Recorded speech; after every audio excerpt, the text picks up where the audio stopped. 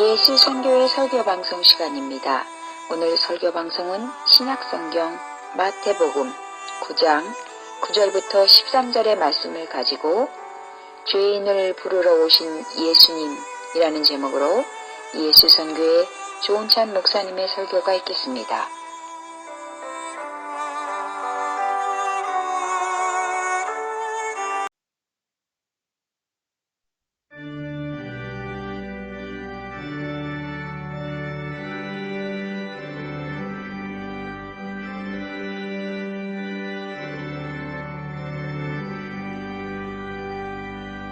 찬양 성부 성자 성령 성삼위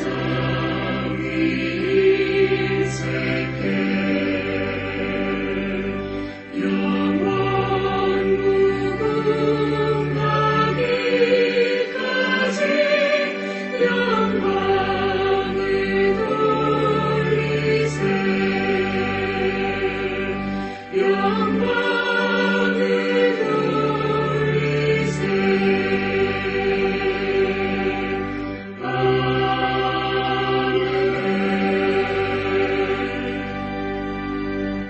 사도신경으로 신앙 고백 드리겠습니다. 전능하사 천지를 만드신 하나님 아버지를 내가 믿사오며 그 외아들 우리 주 예수 그리스도를 믿사오니 이는 성령으로 잉태하사 동정녀 마리아에게 나시고 본디오 빌라도에게 고난을 받으사 십자가에 못 박혀 죽으시고 장사한 지 사흘 만에 죽은 자 가운데서 다시 살아나시며 하늘에 오르사 전능하신 하나님 우편에 앉아 계시다가 저려서 산 자와 죽은 자를 심판하러 오시리라. 성령을 믿사오며 거룩한 공회와 성도가 서로 교통하는 것과 죄를 사하여 주시는 것과 몸이 다시 사는 것과 영원히 사는 것을 믿사옵나이다. 아멘.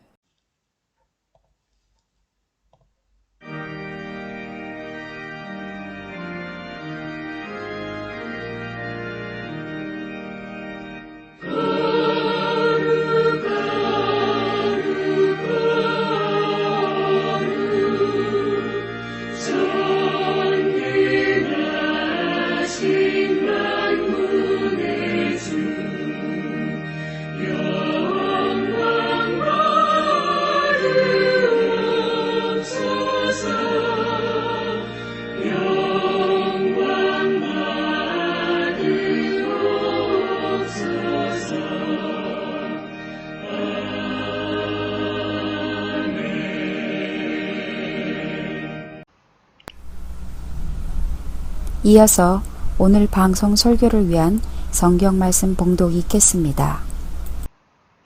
예수께서 그곳을 떠나 지나가시다가 마태라 하는 사람이 세관에 앉아 있는 것을 보시고 이르시되 나를 따르라 하시니 일어나 따르니라.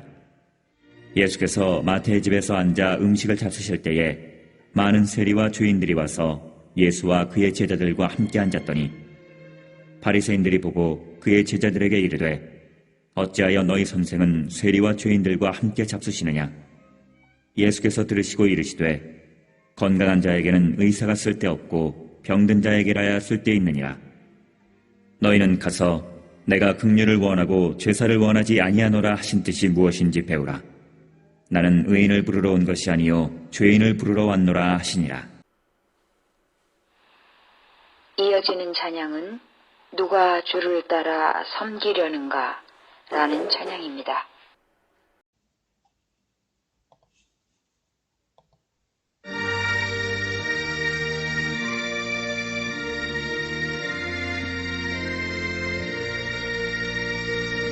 누가 주를 따라 섬기려는가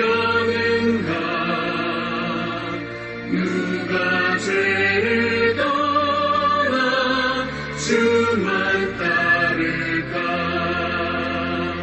누가 주를 섬겨 남을 구할까 누가 주의 뒤를 따라가려나 부르심을 받아 주의 은혜로 주를 따라가면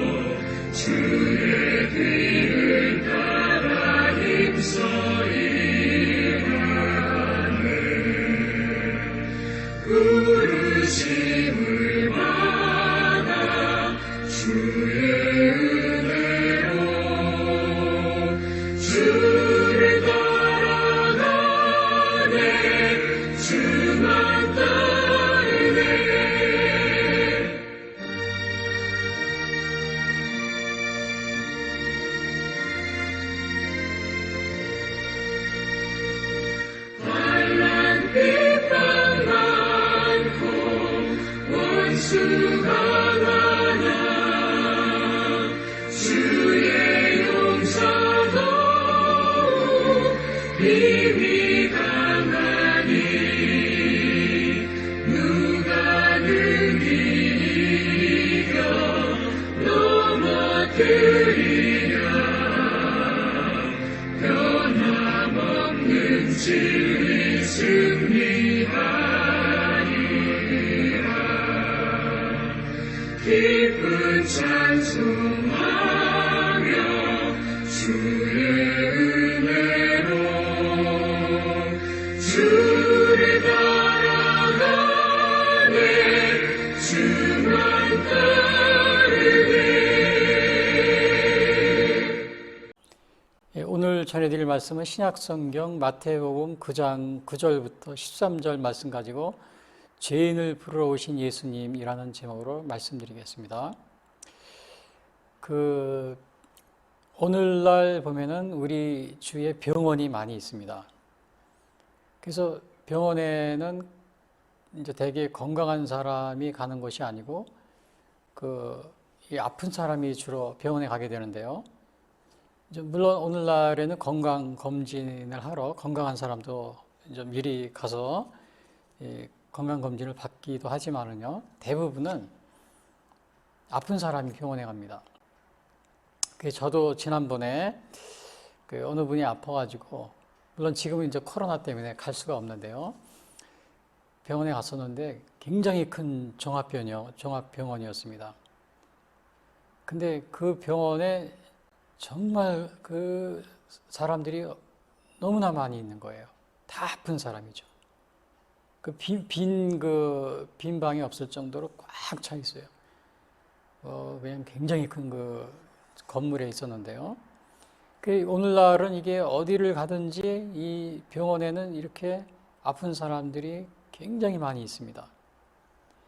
근데 오늘 예수님은 아픈 사람이 병원에 가듯이 예수님은 의인을 부르러 온 것이 아니고, 영적으로 말하면요, 병원에는 저 육체적인 질병, 물론 정신병원은 정신적인 그런 것도 다르지만요, 우리 예수님은 영적으로 볼 때 의인이 아니고 죄인을 부르러 오셨다. 죄인을 부르러 오셨다. 이 말씀하십니다. 그래서 오늘 제목이 마태복음 9장 9절부터 13절의 말씀이 죄인을 부르러 오신 예수님, 이렇게 제목이 되어 있는데요. 그래서 오늘 이 이야기는 마태복음 9장에 나오는 세리인 마태, 예수님의 제자 중에 하나입니다. 12제자 중에 하나인 세리 마태를 이제 만났을 때, 만나면서 하신 말씀이 내가 의인을 부르러 온 것이 아니요 죄인을 부르러 왔다. 이 말씀을 하시는 그러한 이야기 중에 나온 그러한 메시지를 제가 전해드리려고 합니다. 자, 먼저 마태의 사도입니다. 마태도 이제 12제자 중에 한 명이에요. 한 분이에요. 그래서 이 마태의 양력을 보면요, 이 마태는 원래 하나님의 선물, 이런 뜻이 있다고 합니다. 근데 마가복음이나 누가복음에서는 이 마태라는 말을 쓰지 않고 레이라는 이름으로 기록이 되어 있어요. 그리고 가버나움이라는 곳에서 태어나고 또 알페오의 아들이다. 여기 마태복음에는 알페오의 아들, 이 말은 나오지 않았어요. 그냥 마태라고 나오는데, 근데 마가복음에서는 알페오의 아들이라고 나와 있어요. 근데 이 가버나움에서 태어났다고 그랬는데, 이 가버나움이 어디냐면 지도 보시면요, 제가 이렇게 해놨죠. 여기가 갈릴리라고 되어 있죠. 맨 위에. 그 다음에 그 밑이 사마리아, 또 그 남쪽이 유대. 그 다음에 여기 사해가 있죠. 여기 밑에요. 밑에 작은 바다가 사해입니다. 호수가. 요단강이 있고 그 위에 호수가, 여기 이름이 안 써있죠. 갈릴리 호수예요. 또 게네사렛 호수, 이렇게도 부릅니다. 요 갈릴리 호수 위에 여기에 가버나움이 있어요. 여기. 근데 여기 지도에는 이렇게 호수가 작게 그려져 있지만, 그래도 아마 이 갈릴리 호수가 굉장히 큽니다. 제가 여기 대부도로 오면서, 여기 대부도로 오면서 시야호 호수가 있잖아요. 아마 이 갈릴리 바다는 이 시아오 호수의 한 2배 정도, 그 정도 아마 크기가 될 겁니다. 그래서 이 가버나움 여기 있죠, 위에 갈릴리 북쪽이에요. 그래서 마태가 바로 가버나움 출신이에요. 거기서 태어나고, 그리고 직업은 저 세리고요. 세리라는 것은 그 당시에 로마의 식민지였으니까 그 식민지 그 밑에서 이렇게 일하면서 세금 같은 걸 걷는 것, 그러한 일을 했던 거죠. 우리나라도 보면 일본 식민지 시대 그 일본 사람 밑에서 무슨 뭐 이렇게 일을 하고 그런 사람, 그런 직업 중에 하나죠. 그러니까 사람들이 굉장히 싫어했던 겁니다. 왜냐하면 그 식민지 사람들을 도와가지고 일을 하니까요. 지배자 밑에서 일하니까요. 그리고 나중에 제자가 돼가지고 마태복음을 저술한 거예요. 그리고 5번째로는 이 세리라는 직업 때문에 유대인들로부터 죄인 취급을 받고 소외를 당합니다. 요거는 제가 나중에 말씀드리겠어요.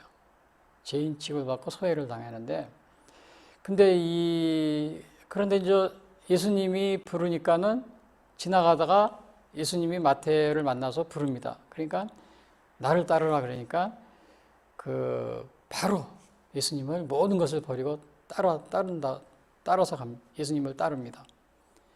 근데 여기 그 마태복음에는 모든 것을 버리고 이 말이 나와 있지 않아요. 그러네 누가복음에는 나를 따르라 하니까 그가 모든 것을 버리고 일어나 따르니라. 자기에 있는 걸 다 버리고 따랐다, 이런 말이 있어요.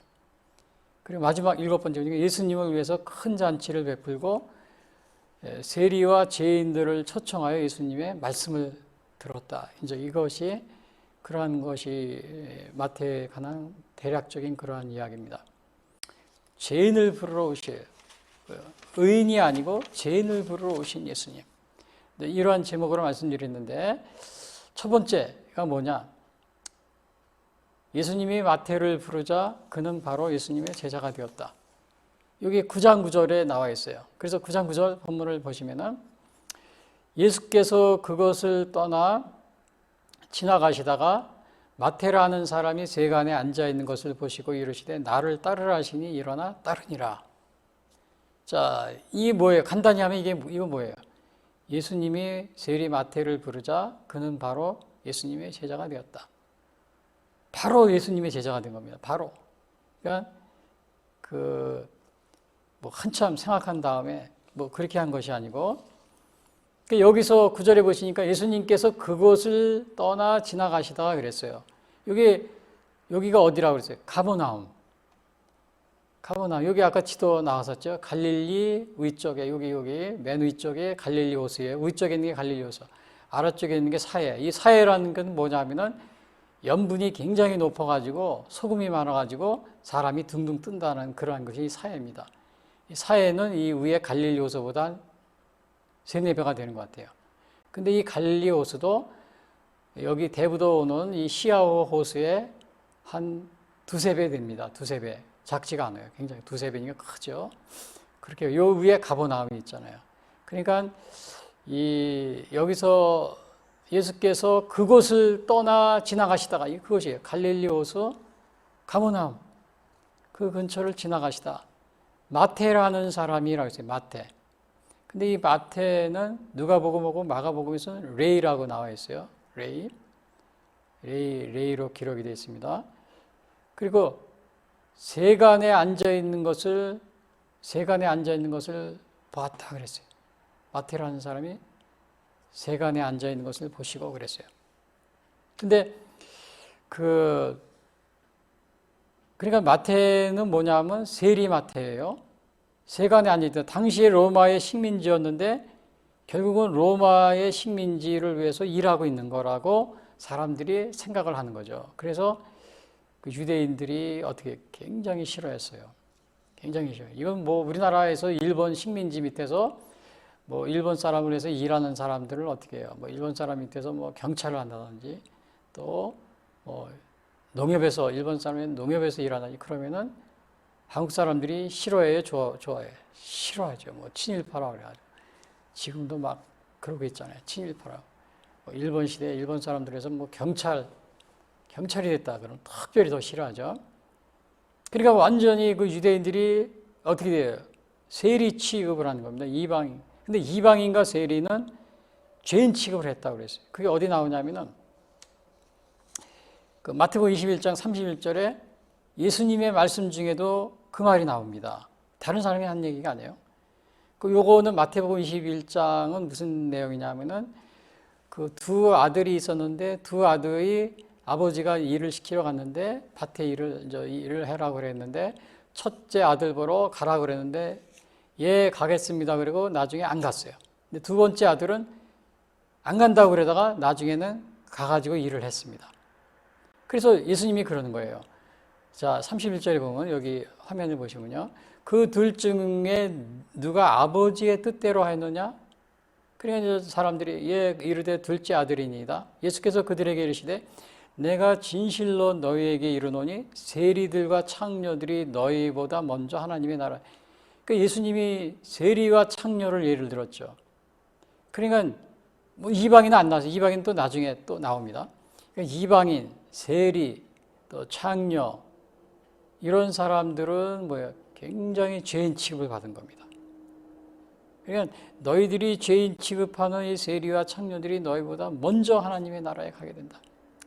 그런 얘기를 할 정도로 이 세리 마태는 세리이잖아요. 죄인 취급을 받은 겁니다. 죄인 취급을. 그래서 이거는 그 어느 정도 여기 마태복음 18장 7절, 17절에 보면 이방인도 나와요. 18장 17절에 보면 그 어떤 사람이 말을 안 들으면은 이제 그럴 때는 어떻게 하라고 그러는데 예수님이 이렇게 얘기합니다. 만일 그들의 말도 듣지 않거든 교회의 말하고 교회의 말도 듣지 않거든 이방인과 세리와 같이 여기라. 여기서 세리가 나오죠. 그러니까 이방인, 세리, 그다음에 창녀는 이게 맺힌 부입니다. 이게 다 이게 뭐예요? 죄인 취급을 받은 겁니다. 죄인 취급을 받은 거예요. 이방인과 세리, 창녀는 죄인 취급. 근데 그 세리 마태가 바로 죄인 취급을 받은 겁니다. 그래 유대인들이 알아주지 않는 죄인이에요. 근데 예수님이 뭐라 그랬냐면은 나를 따르라 그랬거든요.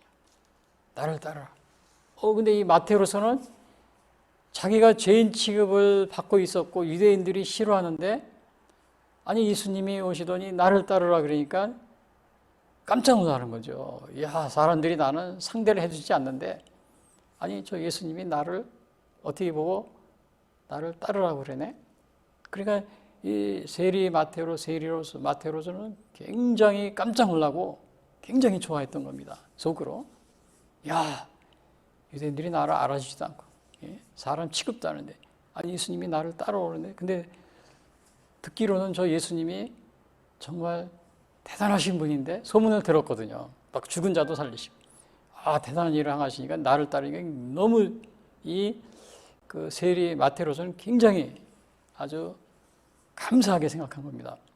왜냐? 자기가 이 죄악된 사람들이 유대인들이 생각할 때는 아주 죄인이라고 생각하고 상대도 안 했는데 자기를 불러준 겁니다.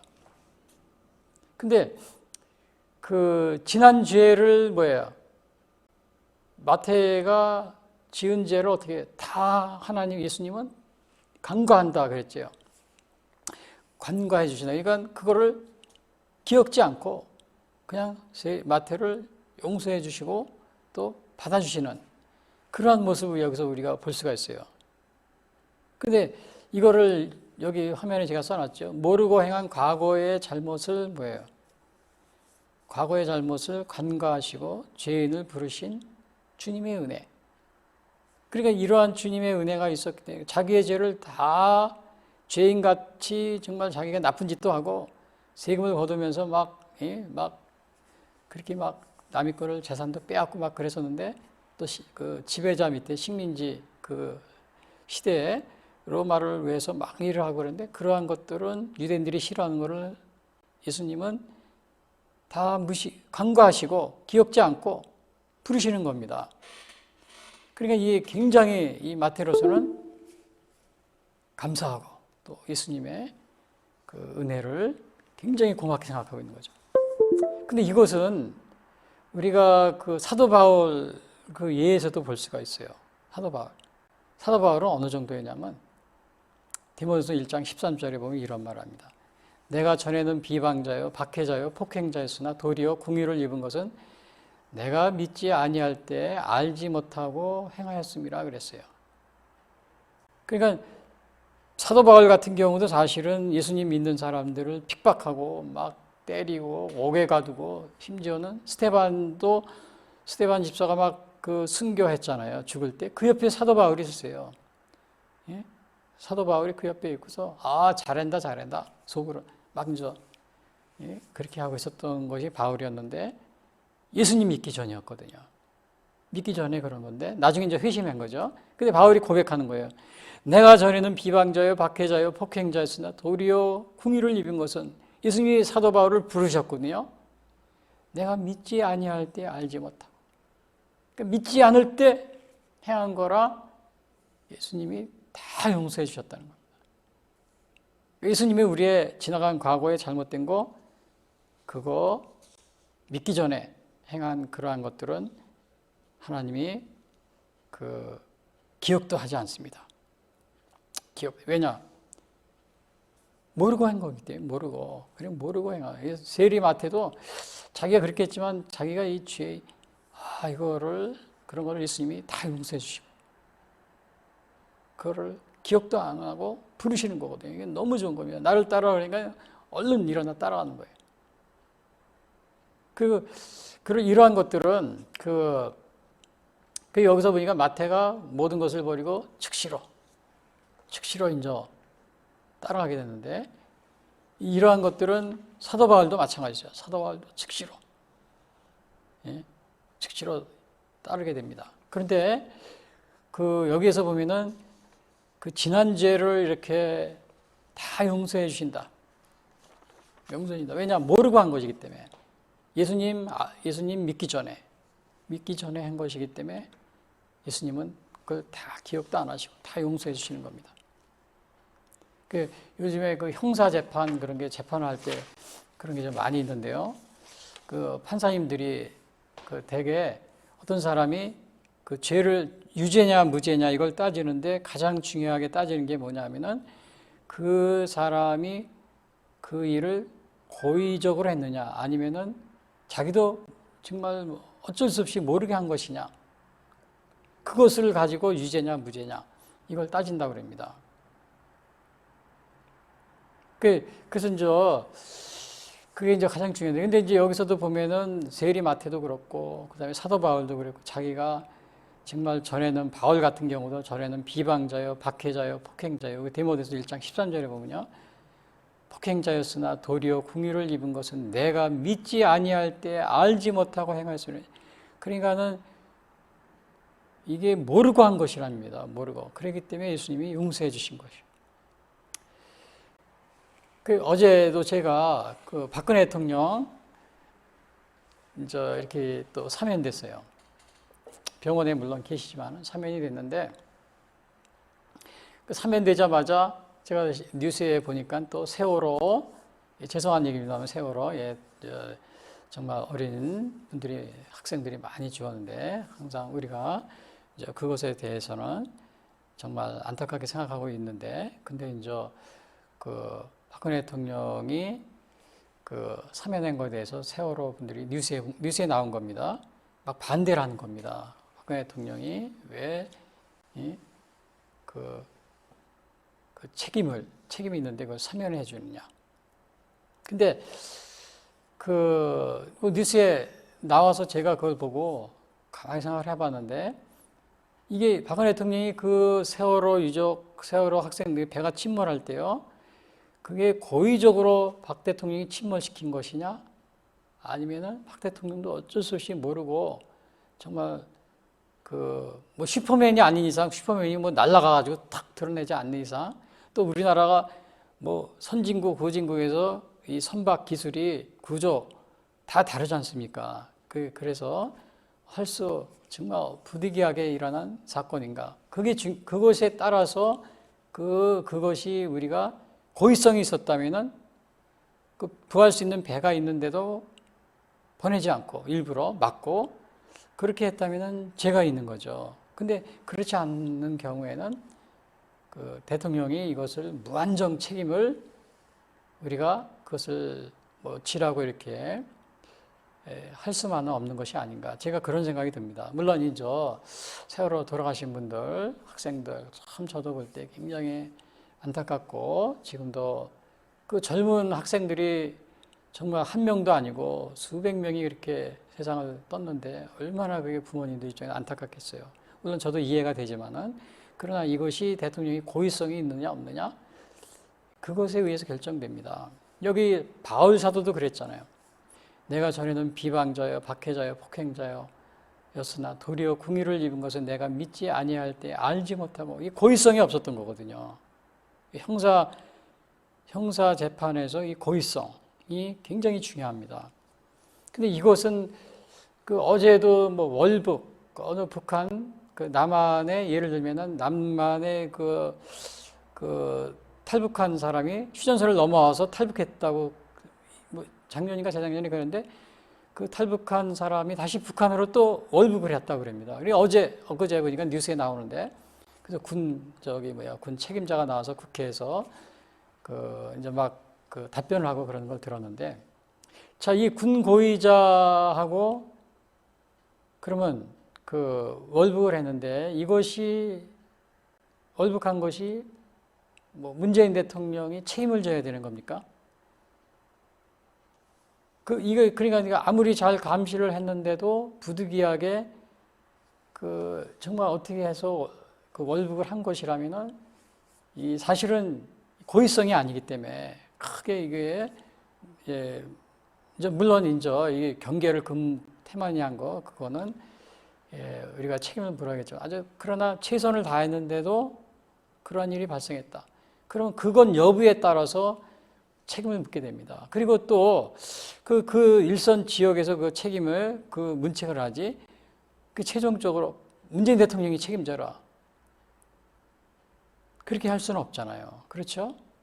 세월호도 마찬가지인 것 같아요. 세월호도 당시에 그 해양경찰이나 여기에서 중점적으로 책임을 진 거지 대통령한테 최종적으로 다 책임을 져라. 뭐 우리 동네 앞에서 뭐 교통사고가 났는데 왜 교통사고가 났어? 그럼 경찰이 책임이야. 그 점점 올라가죠. 대통령이 책임을 져야 돼.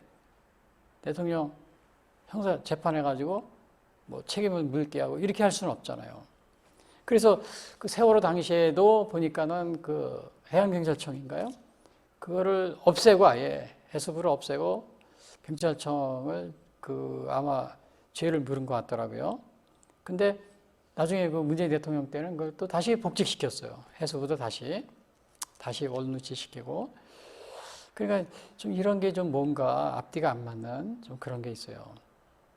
그리고 제가 이거 나온 김에 또 하나 말씀드리는 거는 그 어느 회사에서 일을 하다가 그 많은 사람들이 죽잖아요. 죽는데 그러다 보니까는 이제는 그 어느 사고가 나면은 사장을 처벌하겠다. 이런 법을 국회에서 통과시켰더라고요.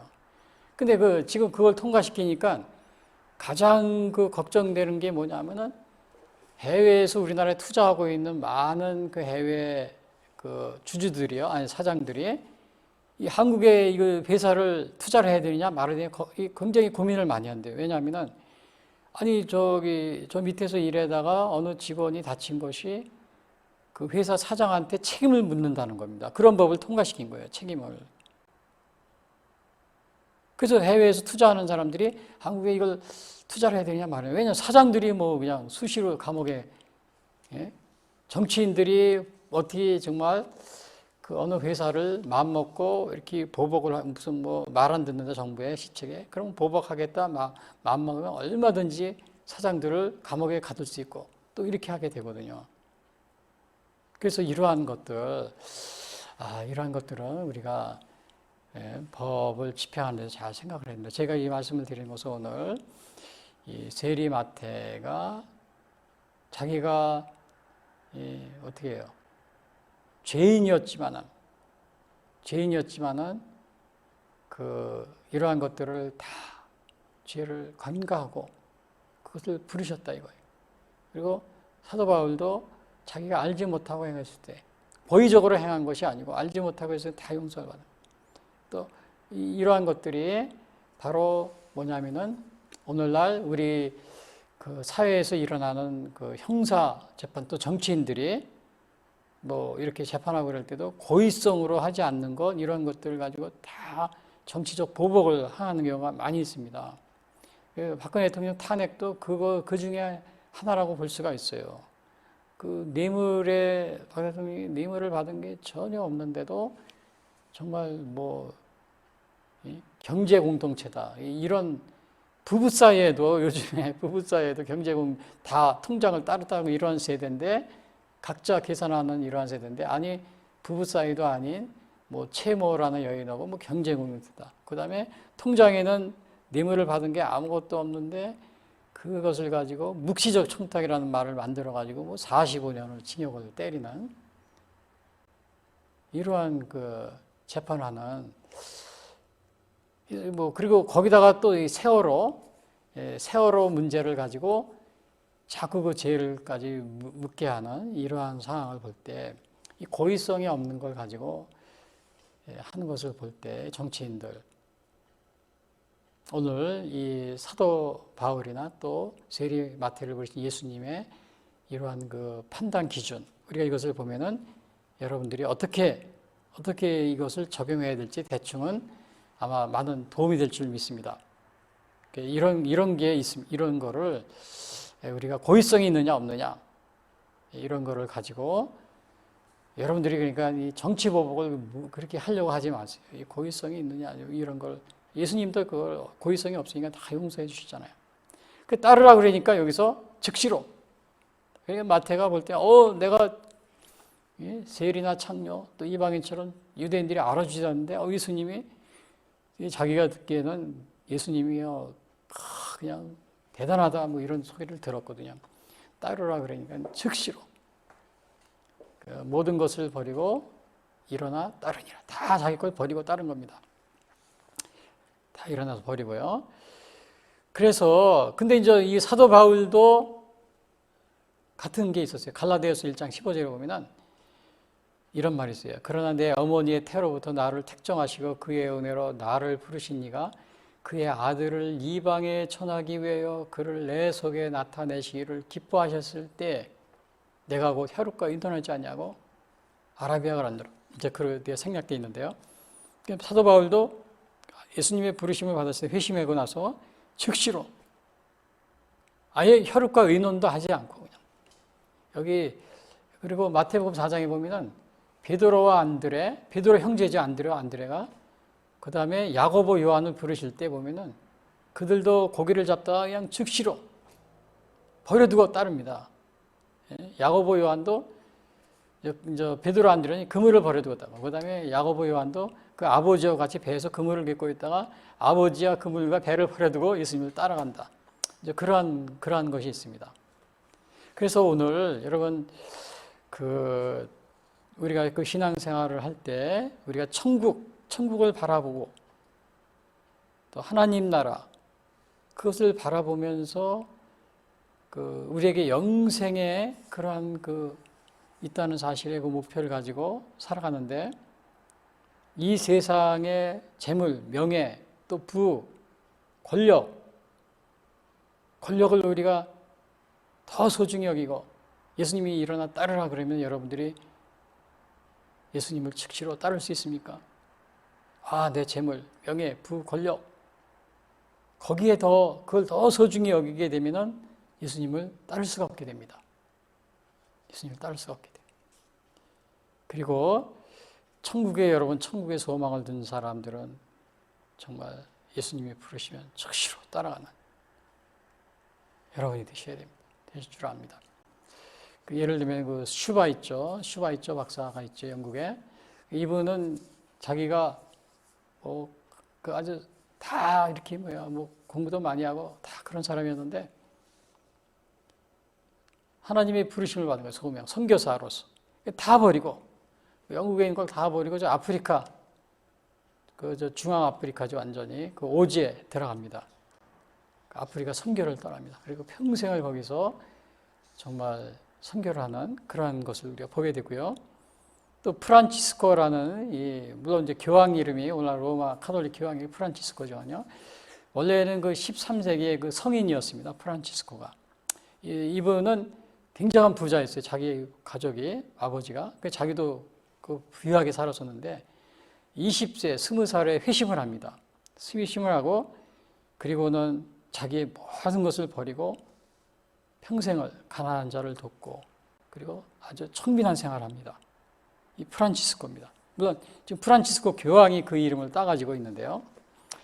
그리고 또 우리가 여러분들이 물론 잘 모르실 분도 있겠지만은 중국 선교를 하신 분이 있었어요. 1900년도, 1800년도 말하고 1900년도 초에 이 허든신 테일러라는 분이 있는데 이분은 선교의 아버지라고 부릅니다. 19세기, 20세기 초에 중국의 1835년부터 1905년 이제 그때 이렇게 사신 분인데 이 중국에 선교를 갑니다.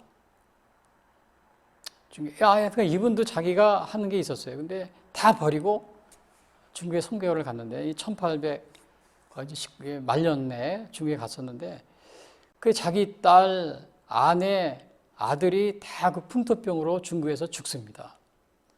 죽으면은 보통 사람 같으면은 자기 고향으로 돌아와 가지고 정말 선교하고 뭐고 다 포기하고 돌아올 텐데 이 허드슨 테일러는 남아 있게 됩니다. 30년 동안 중국에서 이렇게 거주하면서 사역을 하는데 그래서 많은 선교사들이 그때 뭐 1000여 명 이상의 선교사들이 중국에서 활동하고 그렇게 됐는데 불행히도 그러나 1900년도 중국에서는 그 1800년도 말 뭐 아편 전쟁 막 그런 게 있었잖아요. 청일 전쟁. 근데 1900년도에 무슨 일이 있었냐면은 이 중국 사람들이 서양 문물이 들어오고 그러니까 이 서양 문물 때문에 중국이 청나라였었죠. 당시 청나라가 위험하다. 그래가지고는 의화단이라는 운동을 일으킵니다. 의화단 사건이라는 게 있어요. 1900년대. 근데 이 의화단 사건을 청나라 그 정부에서 이거를 후원해주고 또 의화단들이 같이 협력을 해가지고 근데 부청멸양, 부청, 청나라를 부하게 하고 서양 문물을 퇴출시킨다. 그래가지고는 그 운동 중에서 누가 많이 희생이 되냐면요. 선교사님들. 또 허드슨 테일러 이런 선교 활동으로 인해서 들어왔던 많은 선교사들이 그 당시에 죽게 됩니다. 순교하게 됩니다. 그래서 순교하게 되는데 그래서 아무튼 이 허드슨 테일러를 정말 너무 안타까운 그러한 일이 벌어졌는데요. 이렇게 즉시로 제자가 되고 다 버리고 예수님의 제자가 되는 이러한 모습을 볼 수가 있어요. 사도 바울도 마찬가지였죠. 혈육과 의논하지 않고 여기 갈라디아서 1장 내가 하나님이 나를 부르셨어. 다메섹에서 그가 회심을 하고 그리고서는 자기가 혈육과 의논하지 않고 즉시로 따라가 예수님의 제자가 된 겁니다. 여러분들도 예수님의 부르시면은 모든 것을 버리고 여러분이 즉시로 주님의 제자가 될 수 있습니까? 또 여기 세리마태 같은 경우도 자기는 죄인 취급을 받았는데 예수님이 부르니까 즉시로 예수님을 따랐어요. 여러분들은 바울 사도는 어때요? 죄인 중에 괴수라고 그랬잖아요. 죄인 중에. 근데도 예수님이 부르시니까 예수님이 그걸 용서해 주시고 부르니까 즉시로 또 따릅니다. 여러분은 또 죄가 많다고 예수님 따르는 걸 주저한 적은 없습니까? 우리 주님은 전에 지은 죄를 다 간과하십니다. 예수님을 믿기 전에 모르고 한 거 다 간과해 주십니다. 그래서 이 세리마태도 바로 자기가 유대인들에게 천대받고 죄인 취급받고 사람 대접도 못 받았지만 예수님이 부르시니까 그게 너무 좋아서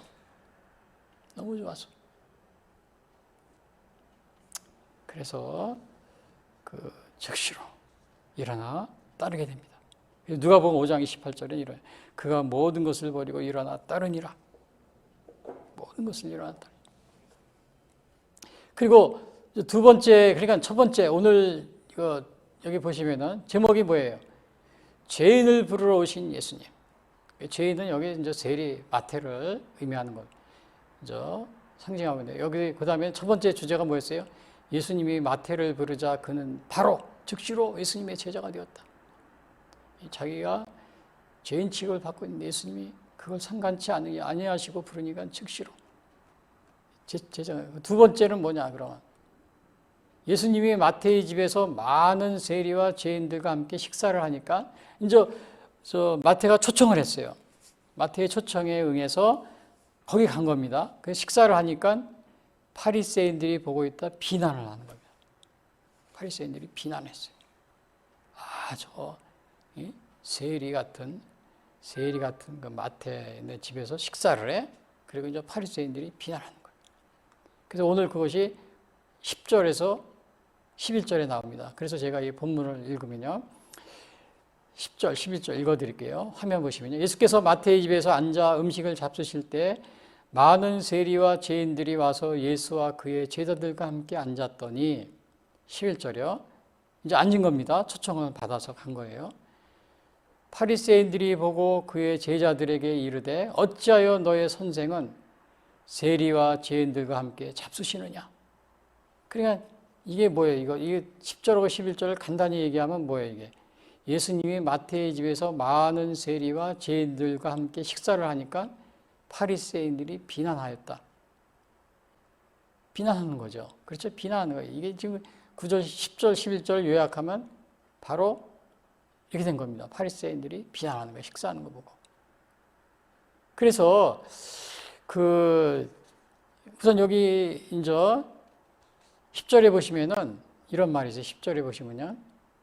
예수님께서 마태의 집에서 앉아 음식을 잡수실 때 그랬잖아요. 근데 요거 누가복음에서는 여기에서는 마태복음에서는 그냥 앉아서 잡수신다 그러는데 누가복음에서 같은 내용 이야기가 있는데 거기에서는 큰 잔치다. 그레이트 뱅퀴시라는 말 썼어요. 누가복음 5장 29절에는 레이라고 그랬죠. 마태를 레이라고 그랬어요. 레이가 예수를 위하여 자기 집에서 큰 잔치를 하니 세리와 다른 사람이 많이 함께 앉아 있는지라. 그러니까 여기서 큰 잔치라고 그랬어요. 여기서는 그냥 잔치라고 그랬는데. 근데 그러니까는 많은 세리와 죄인들이 와서 같이 왔다 그랬어요. 같이 왔다 그랬어요. 이것은 그러니까 많은 세리와 죄인들이 왔다 그랬죠. 이거는 같이 온 겁니다. 그냥 마태가 혼자서 식사하는 것이 아니고 자기 친구들을 다 데리고 온 거예요. 그러니까 아마 이미 마태는 내가 예수님의 제자가 될 거야. 그래서 나를 따라가니까 내 친구들, 자기 친구들이 죄인 취급받는 그 친구들이 있는데 예수님이 부르시니까 다 데리고 온 겁니다. 너무 좋아가지고. 그러니까 이 친구들도 다 왔어요. 세상에 이런 대접을, 물론 자기가 예수님을 초청했지만 예수님이 사람 취급을 해주고 이렇게 대접을 하는 건 너무 좋았거든요. 그러니까 자기 친구들도 야 봐라, 다 와라 그래가지고 또 이제 성별식인지도 모릅니다. 자기 예수님을 따라다니면 자기 친구들하고 또 헤어질 수도 있으니까요. 나는 이제 너희들하고 헤어져. 예수님을 따라가기로 했어. 그러니까 너희들 내 친구들 다 와. 그러니까 다 온 거예요. 근데 여기 이것은 세리와 죄인들이라고 그랬는데 이게 마가복음 마태복음 21장 31절에 아까 이거 제가 읽어드렸죠. 예수께서 그들에게 이르시되 화면 보시면 내가 진실로 너희에게 이르니 세리들과 창녀들이 너희보다 먼저 하늘나라에 그러니까 들어가리라. 세리와 창녀들 완전히 죄인 취급하는 이러한 부른데 이 다 한꺼번에 몰려 같이 예수님을 초청한 자리에 같이 식사를 하게 된 겁니다. 같이 잡수시는 거예요. 그래서 이건 성별식, 이제 마태로서는 성별식이죠. 근데 여기서 보니까는 함께 앉았다 그랬어요. 함께 앉았더니 죄인들이 와서 여기 11절에 보시면 10절에 보면 어떻게 되어 있어요? 그의 제자들과 함께 앉았더니 함께 앉았다 그랬잖아요. 그래서 이 함께 앉았다는 것은 뭐냐 하면은요. 마태의 집에 간 겁니다. 근데 이 마태는 한 명이 있는 것이 아니고 자기 친구들이 그냥 막 초청을 해가지고 너무 많이 앉아 있어요. 근데 그 자리에 예수님이 가신 거예요. 그러니까 바리새인들이 다 정탐을 하고 있는 거예요. 이야, 저 예수님이 저 죄인들의 집에 들어가네. 아유, 정말 저게 말이나 되는 거야? 이제 막 욕을 하고 막 자기들끼리 수근수근 되는 거예요. 근데 이 예수님이 그 마태의 집에 갔다는 것은 뭐를 의미하냐면은 그 세리 마태가 죄인이었고 또 거기 많은 같은 친구들이 있었지만은 죄인 취급받는 친구가 있었지만은 그 사람들을 인정해 준 겁니다. 그러니까 갈 수 있었던 거예요. 그러니까 가신 거예요. 만약에 이걸 상호 인정이라고 그러죠. 서로 앉아서 뭐 초청하고 이렇게 하고 상호 인정을 해줬기 때문에 그게 가능한 겁니다. 근데 이렇게 예수님이 인정을 해줄 수 있었던 것은 이미 마태는 자기의 죄를 고백하고 뭐 물론 자기가 세리니까는 죄인 취급 받았 그런 것도 있었지만 실제로는 세리 그 식민지 지배자 밑에서 일을 하면서 유대인들을 좀 괴롭히고 또 돈도 더 막 이렇게 갈취하고 그랬을 겁니다. 근데 그런 거에 대해서 예수님한테 다 고백을 하고 회개하고 고백했기 때문에 예수님이 가셔서 같이 식사를 하시고 그게 가능한 겁니다. 상호 인정을 해준다는 그러한 의미가 있는 겁니다. 식사를 하신다는 거, 함께 식사를 했다고 그랬잖아요.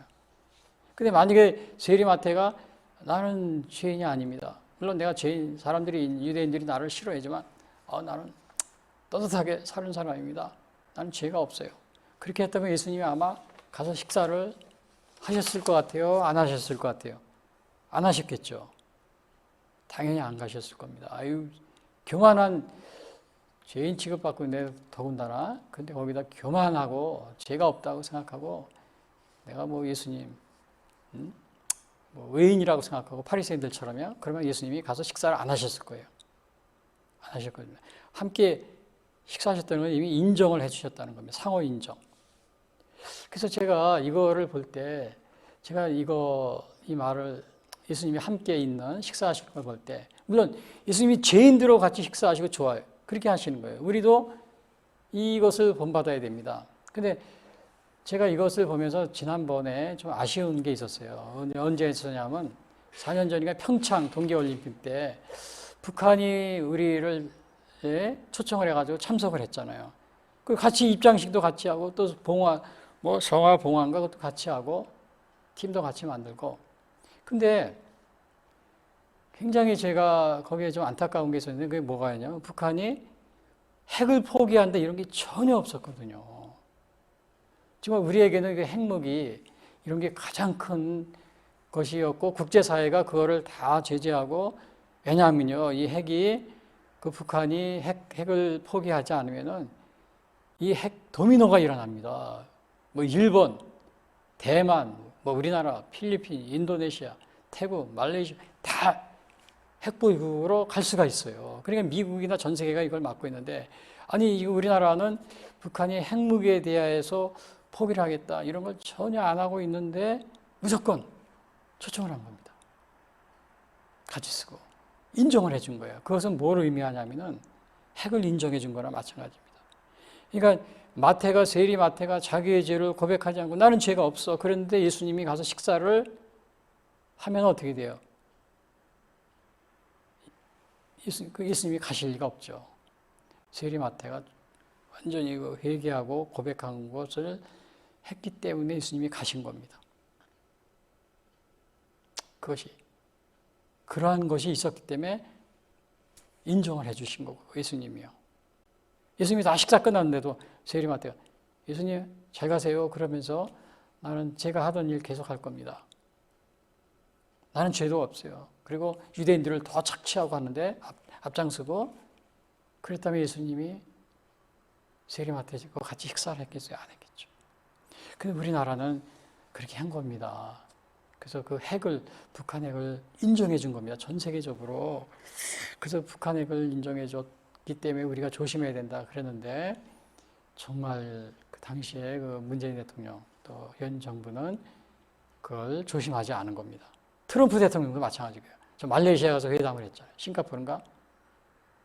북한 핵이 완전히 포기한다. 그런 것이 서로 주고받고 그런 다음에 가서 싱가포르에서 회담을 하고 그래서 얼마나 그게 좋겠어요. 그래도 계속 지금도 사이가 좋아하겠죠. 근데 그게 아니잖아요. 그래서 여기서도 우리가 이 세리 마테오 예수님이 앉아서 식사하고 이런 걸 볼 때 오늘날 정치인들이 이것에 많은 우리가 힌트를 얻을 수 있습니다. 하나님의 말씀 중에서도 정치에 대한 것에서도. 자, 그리고 세리 마태가 자기 집에 초대를 했잖아요. 그래서 여러분들은 주님을 맞을 준비가 되어 있습니까?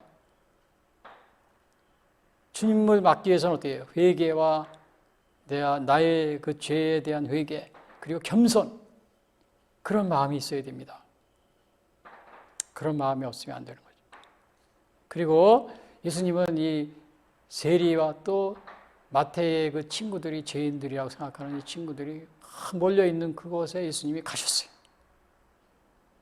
그래서 오늘 우리가 교회에 보면은 신분이 높고 낮고 뭐 그런 게 많이 있잖아요. 그것을 우리가 뭐 차별하고 그러면 안 됩니다. 응? 교회에서 보면 어느 목사님들 보면 우리는 뭐 이러이러한 사람들이 다 있는 교회야. 유명한 정치인들, 뭐 군대 장군들이 많아. 막 그러면서 그걸 자랑하면서 그렇지 않은 조그만 교회, 또 개척교회 이런 걸 무시하고 막 그냥 이렇게 의시되는 그러한 분들이 다 그렇다는 거 아니고요. 간혹 있습니다. 우리나라 목사님들은 대부분이 다 겸손하신데 또 간혹 그렇지 않은 분이 있다면은 오늘 예수님 이걸 보시고 좀 우리가 조심해야 될 줄 압니다.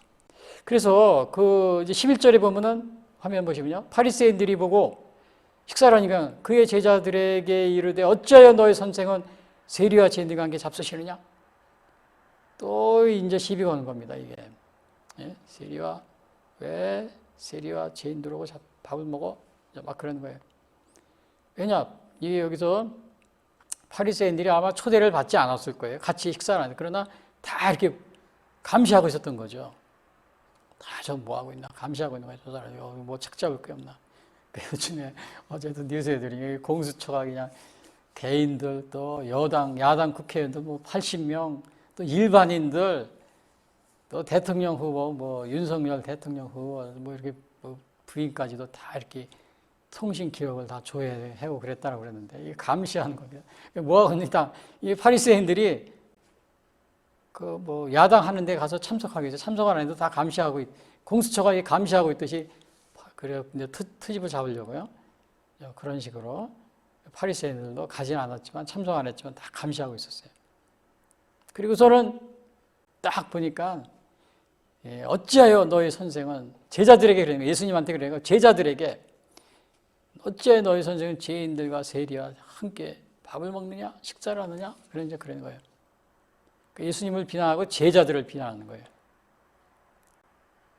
근데 이 바리새인들이 모르고 있는 게 있죠. 예수님은 뭐예요? 죄인을 부르러 오신 거거든요. 의인이 아니고. 그 다음에 이 죄인임을 고백하는 이러한 사람을 구원하러 오신 겁니다. 죄인임을 고백하는 사람. 죄인들을 구원하러. 그러니까 그거를 이 바리새인들은 모르고 있는 거죠. 그러니까 이 바리새인들은 죄인들을 피하는 데는 굉장히 엄격했어요. 그러나 죄를 피하는 것, 죄 자체를 피하는 데는 엄격하지 않은 겁니다. 죄인들을 피하는 건 엄격해요. 제가 또 얘기할게요. 우리나라에 보면은 정치인들 보면은 뭐 요즘에도 보면은 전두환, 뭐 박정희, 뭐 그다음에 뭐 이승만, 뭐 독재자다 그래가지고 가까이 가지도 뭐 무덤에도 같이 찾아가지는 않습니다. 지난번에 그러니까 죄송합니다. 제가 신문에 나온 건데 이재명 대통령 후보자님이 이 서울에 있는 현충원에 참배를 안 가더라고요. 후보 그 출사 나가면서 어디를 가냐면 대전에 먼저. 그래서 왜 거길 먼저 가냐? 거기 이승만하고 박정희 무덤이 있기 때문에 안 갔다고 그럽니다. 신문 기사에 나온 거예요. 그게 사실이라면은 그러니까 이 죄인들을 피하는 걸 굉장히 민감한 거예요. 그러나 그런 분들이 대개 뭐냐면 북한의 김일성, 김정일, 김정은 또 중국 공산당의 독재자들이죠. 굉장한 독재자들이요. 어마어마한 독재자들입니다. 이 사람들은 또 굉장히 가깝게 지냅니다. 남북 회담하면은 제일 먼저 찾아 올라갑니다. 제일 먼저 찾아 올라가지고 김정일이나 또 김정은이 앞에서 막 굽신굽신대.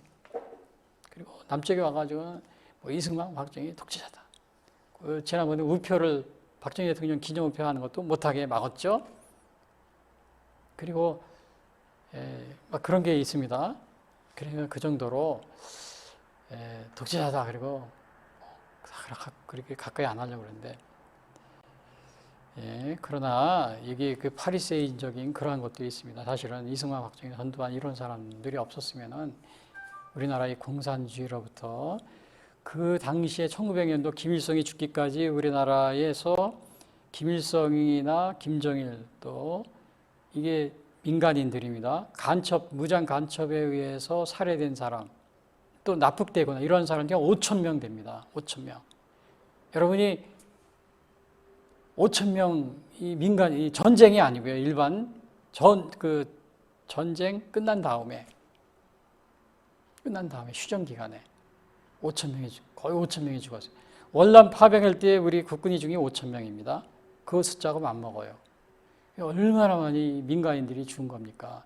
김일성, 김정일, 뭐 강주 거기서 죽은 사람, 뭐 그동안에 뭐 우리 배 사고로 죽은 사람, 뭐 이런 사람 합쳐도 5,000명이 못 미치잖아요.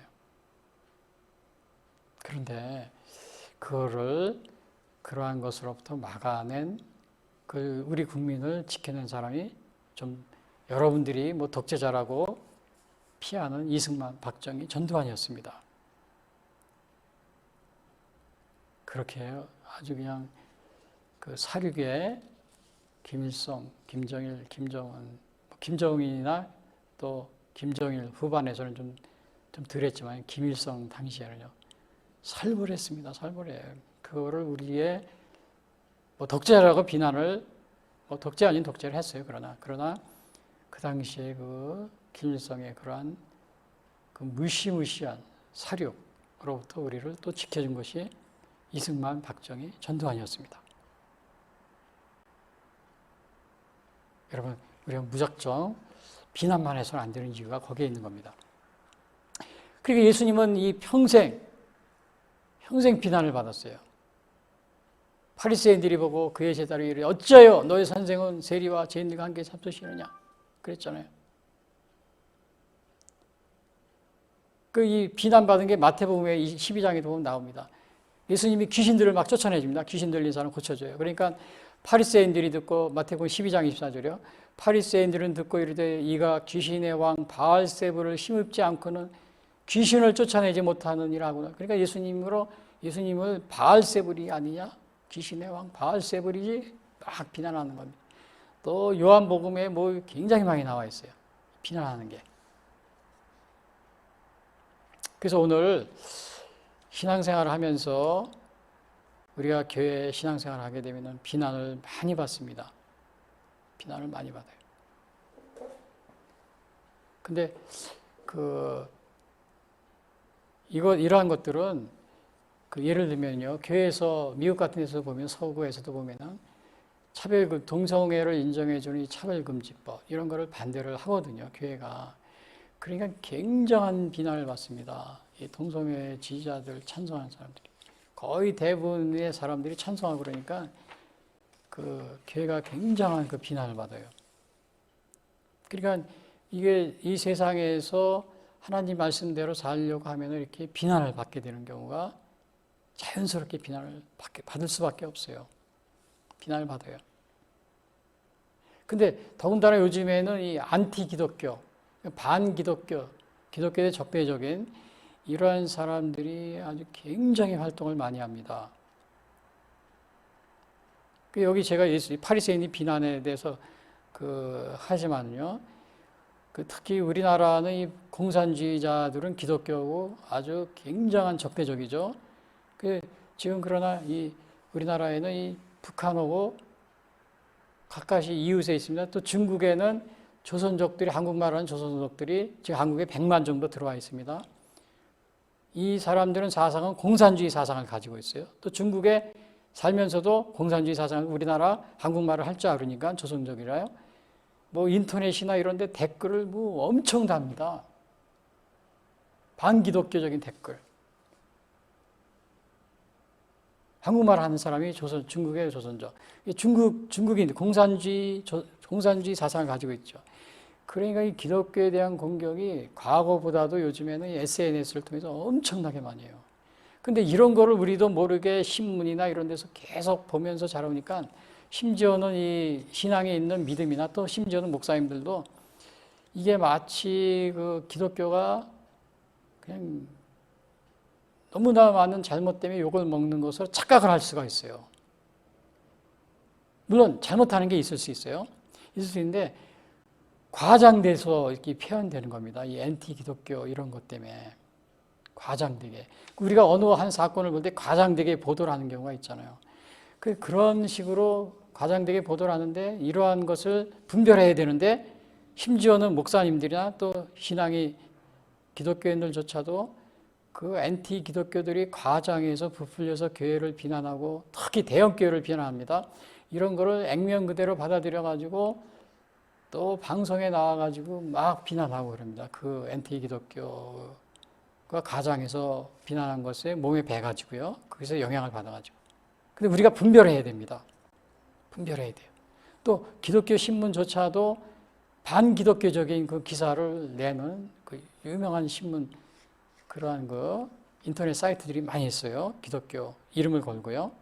근데 그런 거에 영향을 받으니까 반기독교적인 거에 영향을 받아서 오히려 기독교를 비난하고 막 특히 대형 기도가 타켓이 돼가지고 물론 대형교회나 아니면 이런 것 분들이 잘못이 없다는 게 아니에요. 있는데 그걸 과장해서 엄청 부풀려가지고 뻥 튀어가지고 기독교를 말살시키려는 그러한 활동을 하는 사람들이 주위에 굉장히 많다는 겁니다. 특히 우리나라는 더 그래요. 이 공산주의 북한 오고 북한이 뭐 호시탄탄 노리고 있는데 다 한국말을 우리나라 말을 쓰고 있잖아요. 똑같이. 근데 중국에 있는 그 공산주의 사상을 가진 조선족, 중국 공산당이나 마치 거기에 막 그런 영향을 받은 사람들이죠. 그리고 엄청난 지금 우리 SNS, 인터넷상에서 엄청난 공격을 받습니다. 예를 들면요. 교회 세습이 있다 이거예요. 제가 예를 들어요. 근데 이거에 대해서 엄청나게 지금 인터넷 사이트 뭐 공격을 합니다. 근데 사실은 우리나라에서 뭐 교회 세습이 뭐 좋다 나쁘다 막 이렇게 따지고 그럽니다. 따지고 그러는데 사실은 이것이 비난을 받아야 그 교회사에도 보면은 중세 시대 때는 교회 세습 때문에 엄청난 아주 타락한 게 있었어요. 그러나 중세 때는 왜 교회 세습이 비난을 받았냐면은 교회가요 예배를 라틴어로 드립니다. 교인들이 가도 무슨 예배 뭔지 몰라요. 그리고 그 주교들이 있잖아요. 교회를 세습시키는 것은 주교들이 교인의 뜻하고는 관계가 없이 주교들이 자기들이 세습을 시키는 거예요. 교인들에게 교인들은 뭔지도 모르는 거예요. 왜냐하면 예배드려를 라틴어로 하지 무슨 말인지도 모르지. 교인들은 관계가 없이 주교가 세습을 시키는 겁니다. 그 종교 지도자들이. 근데요, 오늘날의 이 교회 세습이라는 것은, 물론 세습이라는 말을 써야 된다, 뭐, 또 승계다, 이런 말을 하고 그러는데, 교회 세습이든 승계든요, 중세시대 때하고는 다릅니다. 약간 차원이 달라요. 근데 이거를 안티 기독교들이 이거를 되게 대형교회죠. 그냥 공격을 해서 교회 전체를 완전히 풍지박산으로 만들어 놓는 거예요. 근데 오늘날에는 그 교회 세습이라고 그러는데 뭐 승계지만요. 세습이라고 하는 이거를 그 안티 기독교인들이 공격을 하면서 공격하지만은 우리가 그 사람이 똑같이 따라갈 필요가 없어요. 왜냐? 중세 때하고도 다릅니다. 중세 교회 세습은 교인들이 몰랐어요. 또 주교가 임의대로 하는 거예요. 그러나 오늘날의 이 교회 승계 또 교회 세습이라는 것은 그 교인들이 투표를 하고 교인들이 찬송을 하잖아요. 거의 90% 뭐 80% 다 찬송을 합니다. 그래서 하는 거예요. 이 교인들이 찬송하고 할 때는 이것은 중세 때 교회 세습하고는 완전히 다른 겁니다. 중세 때는 주교가 종교지도자들이 자기들이 정한 거예요. 교인들은 관계없이. 오늘날에는 교인들 물어보고 또 합법적으로 교회 법에 따라서 통과하죠. 물론 교단에서는 금한 교단이 있어요. 그런 교회는 조심을 하게 되죠. 그렇지 않은 경우에는 교회에서 자체적으로 교인들이 찬송을 하고 그럴 경우에는 우리가 세습을 중세 때와 같이 똑같은 잣대로 비난할 수가 없는 겁니다. 똑같은 잣대가 되는 게 아니에요. 근데 이런 걸 가지고 세상적인 관점에서 특히 그 안티 기독교, 그 기독교에 반대하는 이러한 사람들이 하는 비난, 또 거기에서 이런 걸 가지고 비난하는 거예요. 우리가 다 거기에 따라가서는 안 된다는 거죠. 분별해야 됩니다.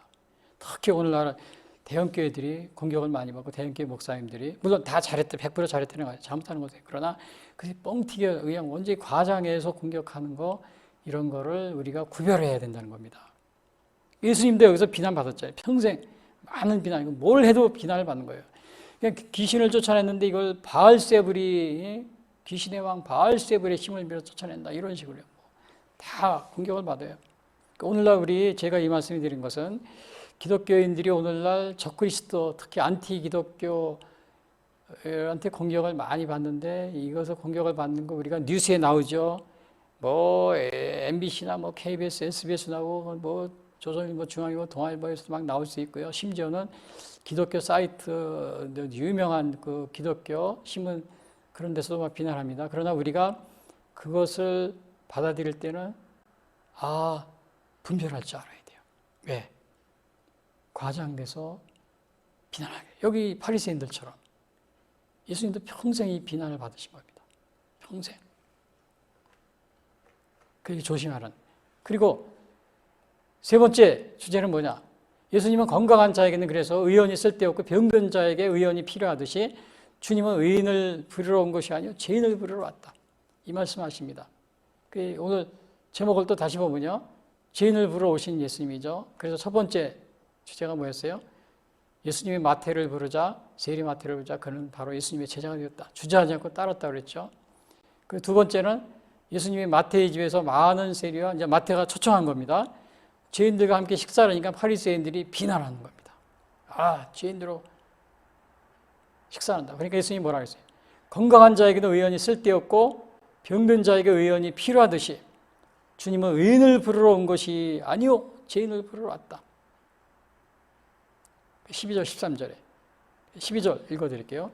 예수께서 들으시고 이르시되 건강한 자에게는 의사가 쓸데없고 병든 자에게라 쓸데있느니라.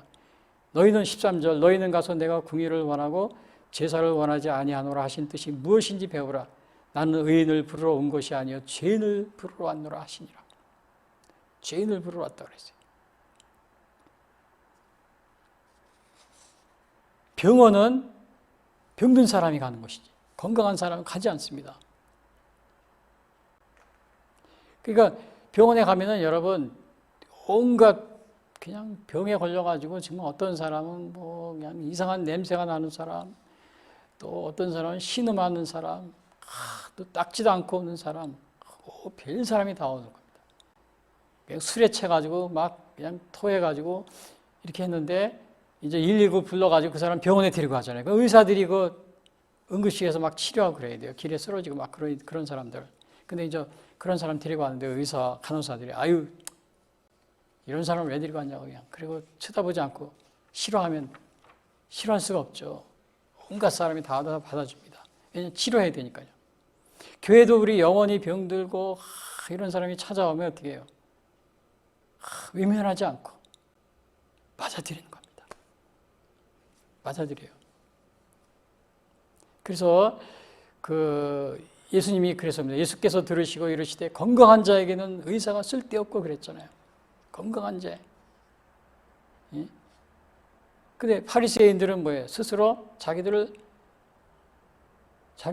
그 병든 자들이어서 실제 예수님이 볼 때는 도움과 치료가 필요한 병든 자들이지만 자기 스스로 건강한 사람이 이렇게 생각을 했다는 겁니다. 그래서 예수님이 건강한 자에게는 의사가 쓸데없고, 그러니까 바리새인들이 너희가 스스로 건강한 자로 생각하는데 너희들에게는 의사가 필요 없는 사람이구나 이렇게 생각하는 예수님이 말씀하시는 거예요. 이게 비슷한 경우가 제가 라우디아 교회, 여기 제가 써놨죠. 계시록 3장 17절에 보면은 이 라우디아 교회를 책망합니다. 그때 뭐라 그러냐면은 내가 말하기를 나는 부자라 부여하여 부족한 것이 없다 하나 네 공고한 것과 가난한 것과 눈먼 것과 벌거벗은 것을 알지 못하는도다. 그러니까 자기들이 이렇게 가난하고 눈먼 것과 벌거벗었는데 그걸 모르고 있다. 그걸 지적을 해주고 있어요. 모르고 있다는 거죠. 이것은 뭘 의미하냐면요. 맹인. 그게 또 나옵니다. 여기 또. 예수님은 그래서 바리새인들을 뭐라 그러냐면 영적인 맹인이라고 그래요. 영적인 맹인. 눈은 떴지만은 자기들이 병들고 치료가 필요한 사람인데 그걸 모르고 있다는 것. 그래서 영적인 맹인. 더 나아가서는 이게 보면은 이런 말을 하십니다. 너희는 가서 13절 너희는 가서 내가 궁유를 원하고 제사를 원하지 아니하라 하신 뜻이 무엇인지 배우라 그랬어요. 궁유를 원하고. 그냥 바리새인들은 경건의 모양은 있으나 경건의 내용이 없었던 겁니다. 그들에게는 외적인 모습, 외적인 걸 중요시해요. 그러나 궁율이나 자비, 사랑 이런 것이 없었던 거예요. 그리고 율법을 잘 지켰지만 실천적 사랑 이런 것이 없었던 거고요. 그래서 여기서 보면 호세아도 6장 6절에 보면 그런 말이 있죠. 나는 인애를 원하고 제사를 원치 아니하노라. 번제나 하나님 아는 것을 원하노라. 번제보다 하나님 아는 것. 그리고 사무엘상 15장 22절 사무엘이 이르되 여호와께서 번제와 다른 제사를 그의 목소리를 청조하는 것을 좋아하신 같이 좋아하시겠나이까. 순종이 제사보다 낫고 듣는 것이 순양의 기름보다 나으니. 그래서 번제 이런 건 제사는 오늘날 예배지요. 그래서 그렇다고 해서 이 예배가 필요 없다는 게 아닙니다. 필요 없다는 게 아니고 그 예배를 드리지만은 거기에 자비와 사랑 또 실천 이런 것이 결여되어 있다. 결여되어 있는 것 그것을 갖다가 지적을 하고 있는 겁니다. 바리새인들이. 근데 여기서 예수님이 궁유를 원한다고 그랬잖아요. 궁유를 원하고 제사를 원하지 않는다고 그랬어요. 궁율. 근데 이 궁율 중에서 최상의 궁율이 뭐냐? 영혼을 구하는 것이 최고의 궁율이라는 것을 여기서 보여주고 있어요. 예수님이. 여기 예수님이 마태의 집에 가서 들어가서 이렇게 식사하는 건 뭐예요?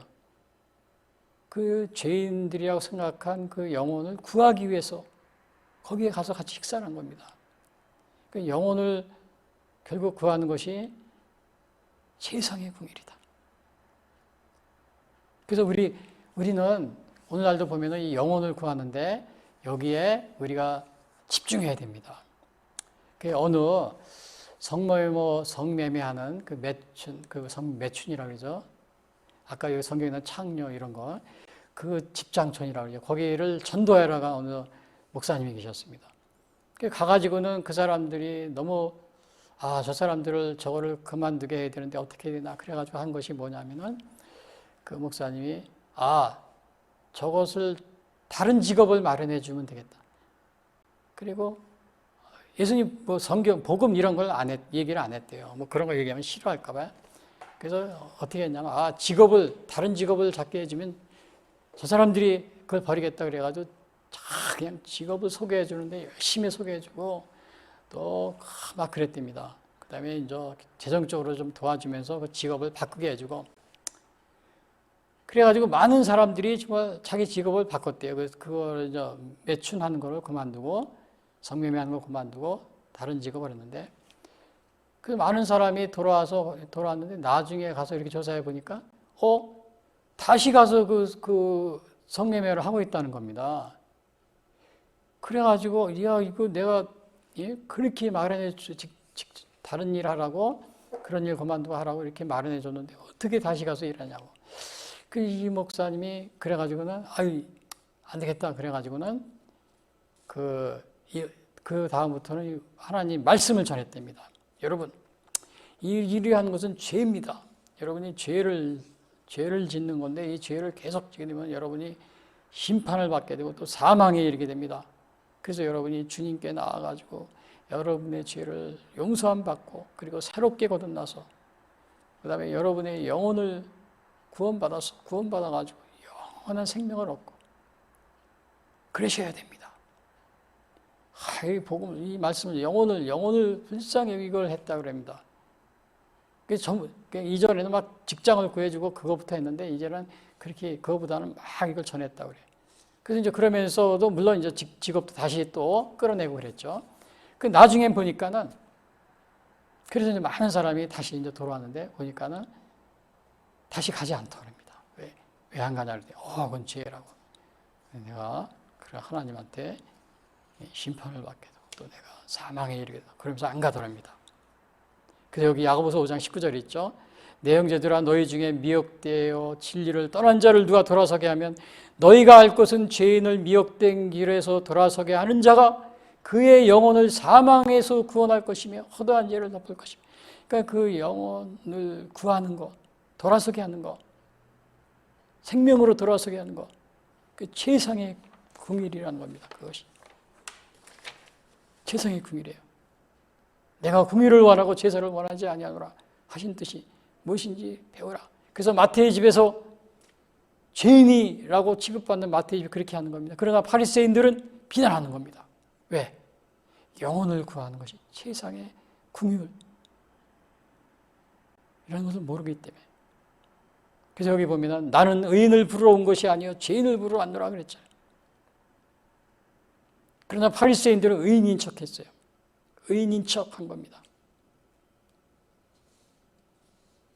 이것은 누가복음 18장 9절에 대해 또 자기를 의롭다고 믿고 다른 사람을 멸시하는 자들에게 이 비유로 말씀하시되 두 사람이 기도하러 성전에 올라가지 하나는 파리새인이요 하나는 세리라. 파리새인들은 자기를 의인이라고 생각했어요. 자기들은 11조도 꼭 내고 안식일도 지키고 이런 걸 다 했다 이거예요. 하나님 말씀을 외우고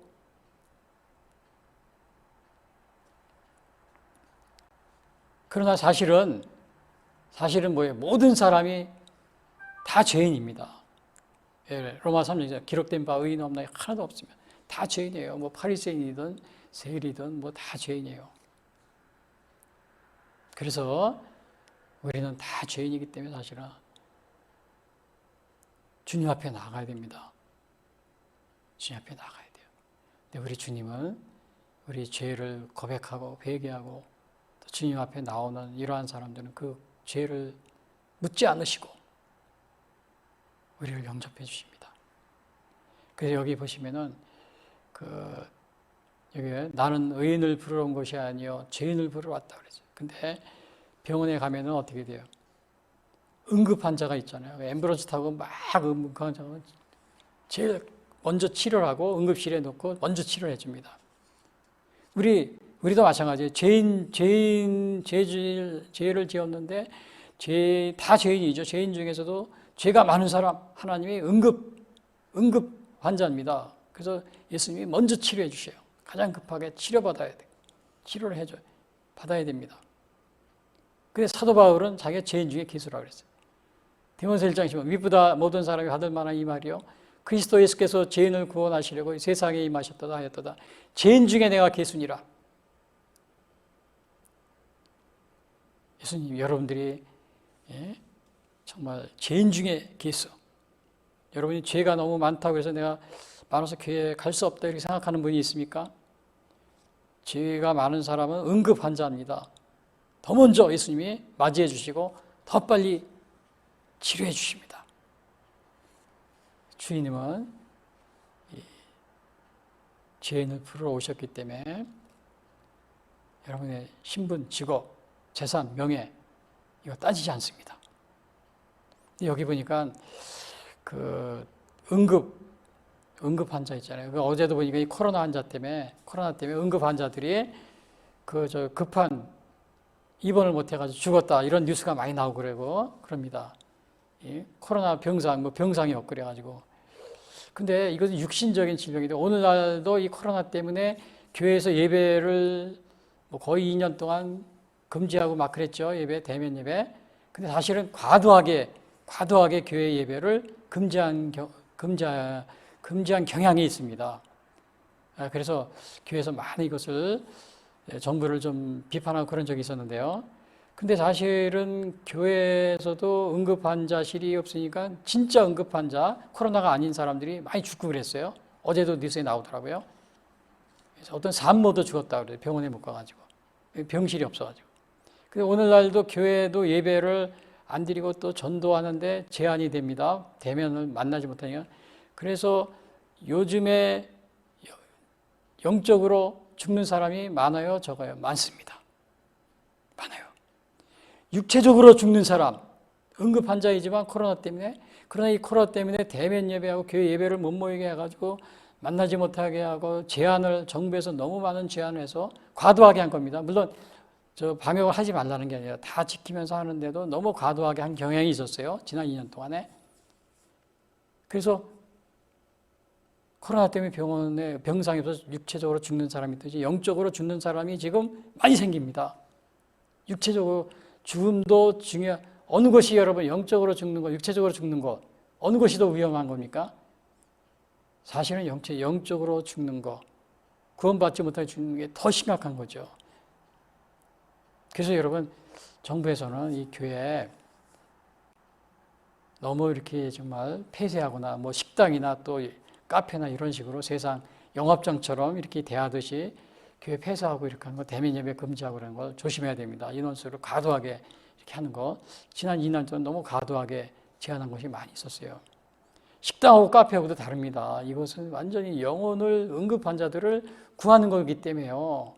육체적으로 응급실이 없어서 죽는 사람은 안타깝게 여기는데 영적으로 죽는 사람은 무시하고 있어요.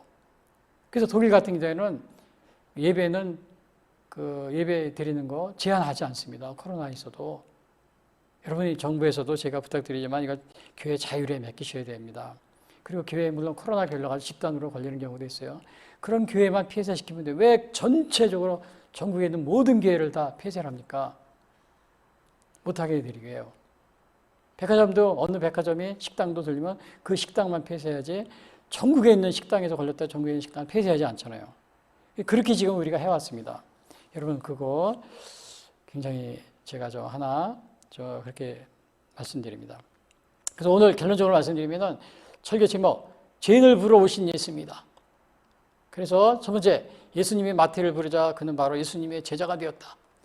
제가 이걸 두 번째는 뭐예요? 예수님이 마태의 집에서 많은 세리와 죄인들과 함께 식사를 하니까 바리새인들이 비난하였다.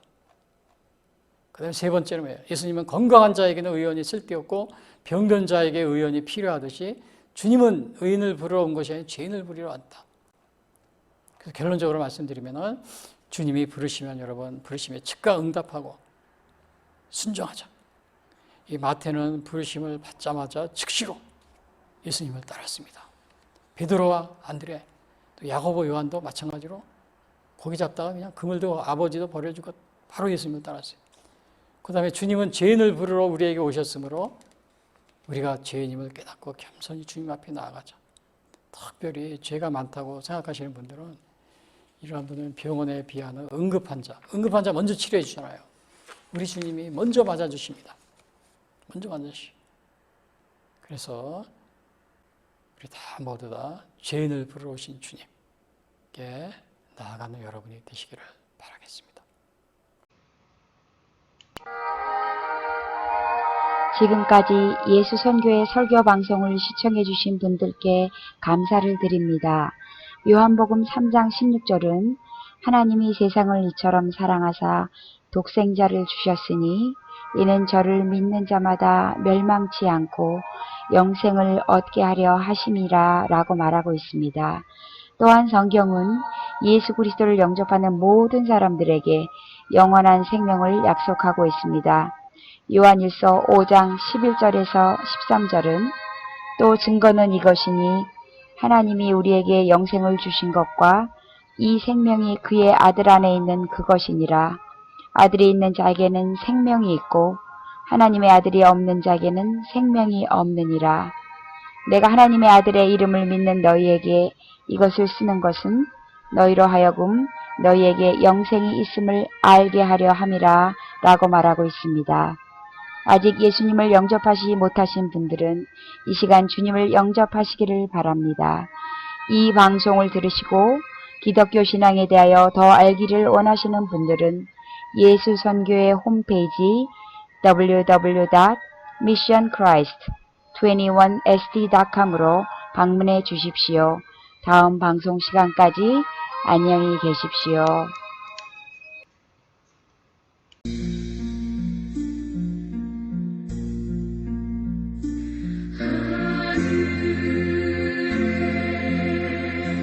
계신 아버지 이름 거룩하사 주님 나라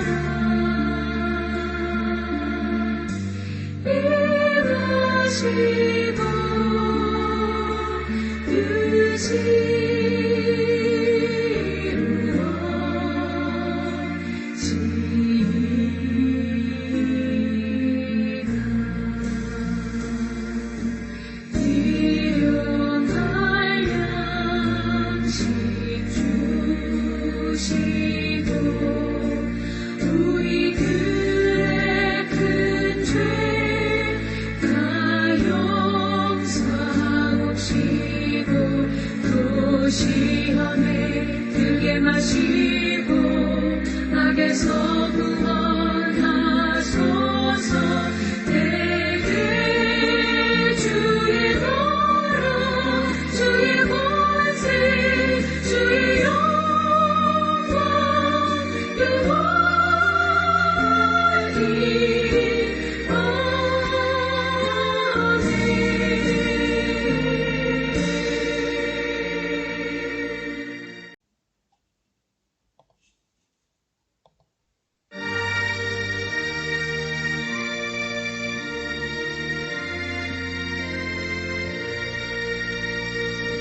누가 주를 따라 섬기려는가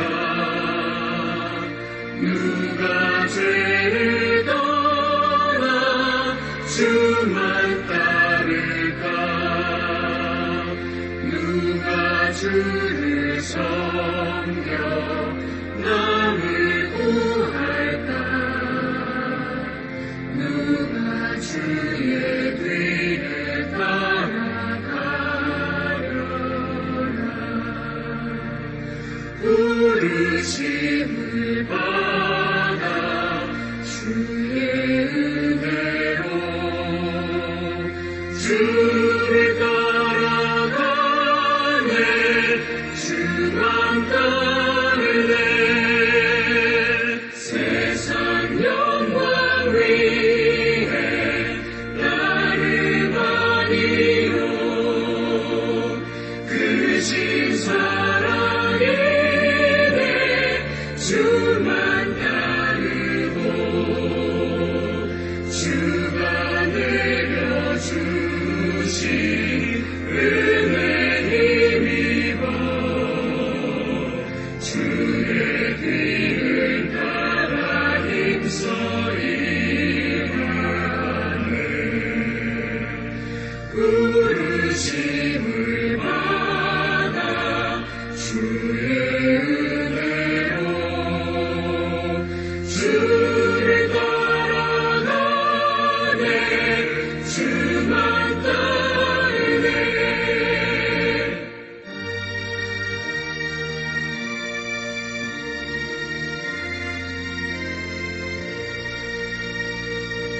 환난 비방 많고 원수가 많아 주의 용서도